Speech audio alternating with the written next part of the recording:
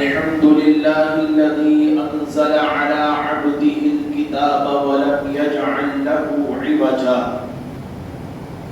ونشهد أن لا إله إلا الله وحده لا شريك له ونشهد أن سيدنا ونبينا ومولانا محمدا عبده ورسوله والصلاة والسلام على رسوله محمد وعلى آله وأصحابه وأهل بيته وأولياء أمته وعلماء ملته وذريته أجمعين أما بعد فيا أيها الناس توجهوا إلى قول الله تبارك وتعالى إنه قال في القرآن المجيد والفرقان الحميد ومن يتوكل على الله فهو حسبه صدق الله العظيم وقال تعالى في مقام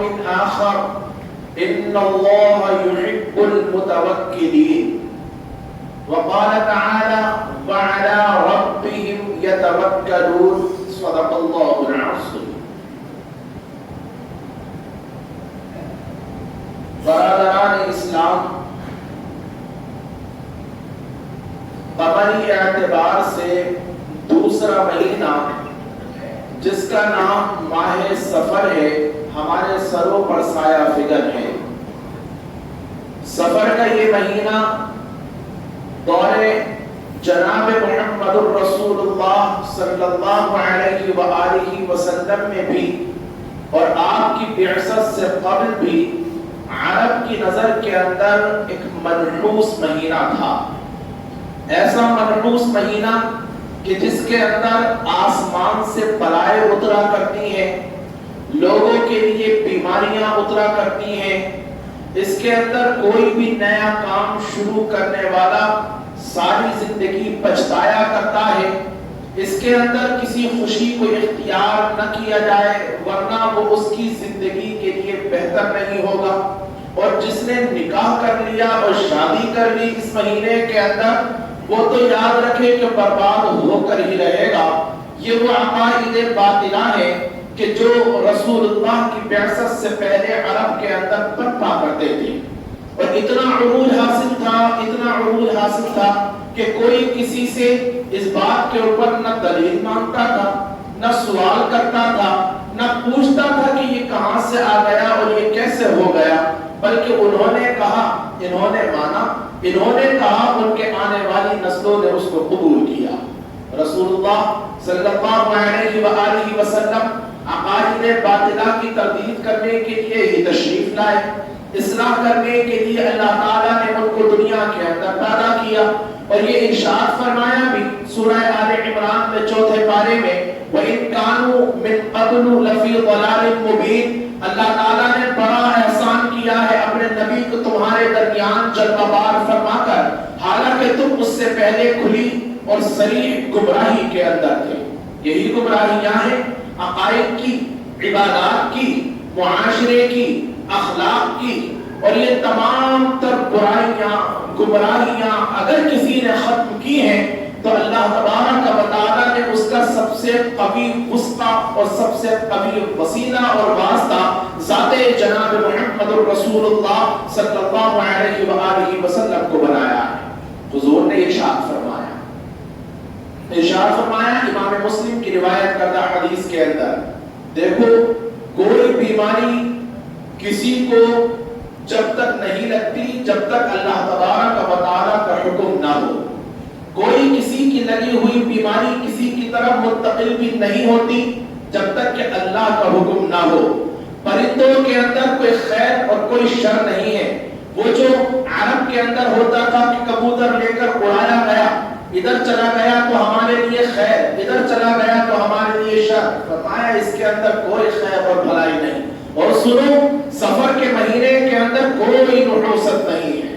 سفر کے مہینے کے اندر کوئی نحوست نہیں ہے. کوئی دن ہو، کوئی ہفتہ ہو، کوئی مہینہ ہو، کوئی سال ہو، کوئی ساعت اور گھڑی ہو، اللہ تبارک و تعالیٰ کے دست قدرت کے اندر ہے. نحوست کسی کے اندر نہیں ہوا کرتی ہے. یہ اللہ کے حبیب نے جب تعلیم دے دی تو تعلیم دینے کے بعد لوگ یہ کہہ سکتے ہیں کہ صاحب زبان سے کہنا تو آسان ہے لیکن خود بھی تو کچھ کر کر دکھائیں. میرے آقا نے فقط اس کو زبان تک محدود نہیں رکھا، عملی جامہ پہنایا. عظیم ترین نکاحوں میں سے ایک نکاح ہے حضرت خدیجہ الکبریٰ رضی اللہ تعالی عنہا کا. جب وہ حضور سے ہوا نا تو وہ سفر ہی کا مہینہ تھا، سفر ہی کا مہینہ تھا. کوئی یہ کہے گا کہ صاحب حضور اس وقت 25 برس کے تھے، ابھی اعلان نبوت نہیں فرمایا تھا، اس وجہ سے کر لیا. لیکن سب سے مزے کی بات یہ ہے کہ یہی تو وہ دور تھا کہ جس کے اندر سفر کے مہینے کو سب سے زیادہ مقبول سمجھا جاتا تھا. پھر رسول اللہ نے ایک نکاح کیا حضرت صفیہ بنت حیی بن اخطب سے خیبر سے واپسی کے اوپر، تو اس کی تاریخ بھی سفر کے مہینے کی حضور نے منتخب فرمائی. اور اللہ کے حبیب صلی اللہ علیہ وآلہ وسلم نے اپنی بیٹی اپنے لخت جگر جناب فاطمہ الزہرا سلام اللہ علیہا، کہ جو آپ ایک باپ ہونے کی حیثیت سے سوچیں جو مجھے پریشانی آ سکتی ہے آ جائے، لیکن کوئی باپ یہ نہیں چاہتا کہ میری بیٹی کو پریشانی آئے.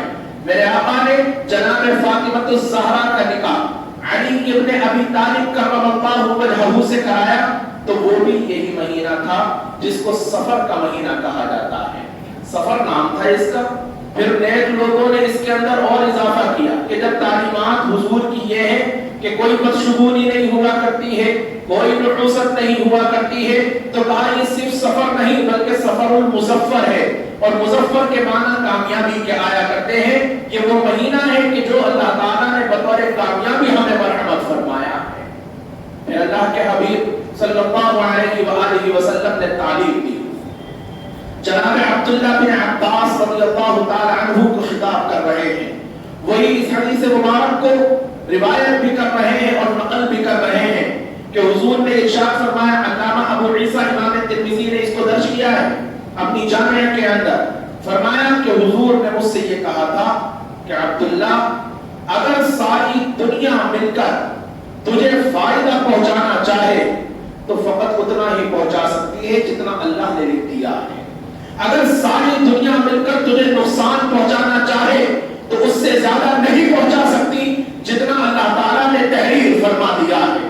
قلموں کو اٹھا دیا گیا ہے اور صحیفے خشک ہو گئے ہیں. بتا رہی ہے یہ ساری تعلیمات کہ اگر ایک مومن اور مسلمان کوئی عقیدہ رکھنا چاہتا ہے تو یہ سب سے عظیم عقیدہ ہے کہ اس کا توکل، اس کا بھروسہ، اس کا تکیہ، اس کی ٹیک اگر کسی کے اوپر لگی ہو تو وہ اللہ تبارک و تعالیٰ کی ذات اقدس کے اوپر لگی ہو. میرے آقا ایک حدیث مبارک میں ارشاد فرماتے ہیں، صحیح ستہ کی تمام کتب کے اندر اس کو درج کیا گیا ہے کہ کسی کا نصیبہ بھی اس کو جب تک نہ نقصان پہنچاتا ہے نہ فائدہ پہنچاتا ہے جب تک کہ اللہ تعالیٰ کا فیصلہ ہی اس کے لیے نہ ہو جائے. حاضرین محفل، میرا رب فرماتا ہے چوتھے پارے کے اندر ان اللہ یحب المتوکلین، اللہ توکل رکھنے والوں کو بڑا پسند فرماتا ہے. اللہ تعالیٰ ہی فرماتا ہے نویں پارے میں کہ ایمان والوں کی پہچانوں میں سے یہ پہچان ہے وَعَلَىٰ رَبِّهِمْ يَتَوَكَّلُونَ کہ وہ اپنے پالنہار کے اوپر بھروسہ رکھا کرتے ہیں. اب آخری آیت کریمہ اس توکل کی یہ ہے کہ اللہ تبارک و تعالیٰ نے 28 پارے کے اندر ارشاد فرمایا وَمَن يَتَوَكَّلْ عَلَى اللَّهِ فَهُوَ حَسْبُهُ، بھروسہ کر کر تو دیکھو اللہ کی ذات پر. جو خدا کے اوپر بھروسہ رکھے اللہ تعالیٰ اس کے لیے کافی ہو جایا کرتا ہے، اس کو کسی سہارے کی حاجت ہوا بھی کم کرتی ہے. لیکن یہ زمانہ ہے، زمانہ جاہلیت جس کی باتیں ہو رہی ہیں. یہ دور وہ ہے جو حضور سے 65 سے قبل ہے اور حضور اس کی اصلاح کر رہے ہیں زبانی طور پر بھی اور عملی طور کے اوپر بھی. لیکن کیا یہ بدشگونیاں ہمارے یہاں نہیں پائی جاتی؟ کیا یہ ہم مسلمانوں کے اندر نہیں پائی جاتی جن کو یہ تعلیم صراحتاً دی گئی ہے کہ نحوست کسی چیز کے اندر نہیں ہوتی ہے، بدشگونی نہیں لینا چاہیے؟ وہ امت جناب محمد مصطفیٰ آج ان بیکار کے عقیدوں کے اندر اپنے آپ کو گرفتار پاتی ہے اور پھر یہ کہتی ہے کہ اگر آدمی جلدی میں جا رہا ہو اور بلی راستہ کاٹ جائے تو بس اس کا سفر ہو گیا عقارت اور برباد. کوئی سوال تو کرے کہ صاحب آدمی جلدی میں جا رہا ہے اور بلی سامنے سے گزر جائے تو کیا مطلب ہے؟ ارے اس کا مطلب یہ ہے کہ ہم سے زیادہ بلی کو جلدی ہے. اس وجہ سے وہ آگے سے تیزی کے ساتھ نکل گئی ہے. اس کا کوئی تعلق آپ کے دین اسلام اور بدشگونی سے نہیں ہے.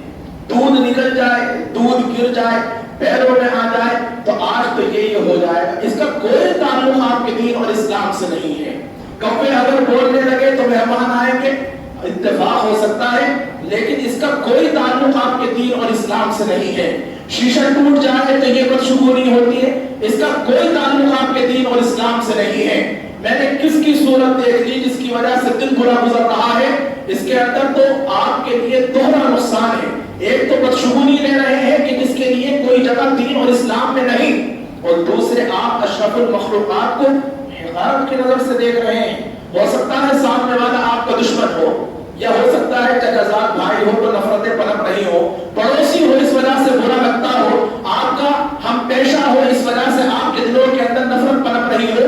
یہ سب کچھ ہو سکتا ہے، لیکن اللہ تبارک و تعالیٰ کا عظیم ترین شاہکار انسان ہے جس کو اشرف المخلوقات کا مقام دیا گیا ہے. اس کو حقارت کی نظر سے دیکھنے سے کیا اللہ تعالیٰ ناراض نہیں ہوگا؟ پتہ نہیں کس کی صورت دیکھ لی جس کی وجہ سے دن گزر رہا ہے. اعمال کی اصلاح بڑی ضروری ہے. میرا رب فرماتا ہے جو بھی پریشانی آتی ہے نا بندے کے ہاتھوں کی کمائی کی وجہ سے آتی ہے، اصلاح کر لیجئے. اگر رزق میں تنگی ہے تو نیکیاں کرنا شروع کر دیجئے. کاروبار نہیں چل رہا ہے، اپنے رشتہ داروں کے ساتھ صلہ رحمی کرنا شروع کر دیجئے. اگر آمد بند ہے تو اللہ کے نام کے اوپر خرچ کرنا شروع کر دیجئے. یہ وہ نسخے ہیں جو اللہ اور اس کے رسول نے ہمیں قرآن اور حدیث کے اندر بتائے ہیں. لیکن یاد رکھیں بدشگونی کا کوئی بھی تعلق آپ کے اور میرے دین اور مذہب سے نہیں ہے. اللہ کے حبیب نے ارشاد فرما دیا ہے کہ مہینہ سفر کے اندر کسی قسم کی کوئی نحوست نہیں. شادیاں کرنا ہے اس میں کرو، سفر کرنا ہے اس میں کرو، نئے کاروبار کا آغاز کرنا ہے اس میں کرو. آپ کو کسی نے منع نہیں کیا ہے، کسی نے آپ کو روکا نہیں ہے. اور پھر اس حدیث مبارک کے اوپر اپنی بات کو مکمل کرو. عبداللہ حضور فرما رہے ہیں، اللہ کے بندے عبداللہ بن عباس سے خطاب ہے، عبداللہ اگر ساری دنیا مل کر تجھے نقصان پہنچانا چاہے تو اس سے زیادہ نہیں پہنچا سکتی جتنا اللہ نے لکھ دیا، اور فائدہ پہنچانا چاہے تو نہیں پہنچا سکتی مگر اتنا جتنا اللہ نے لکھ دیا ہے. خدائے برتر اپنی ذات پر کامل یقین اور بھروسے ہمیں عطا فرمائے. بدشگونیوں سے اور نحوستوں سے اللہ تعالی حفاظت عطا فرمائے.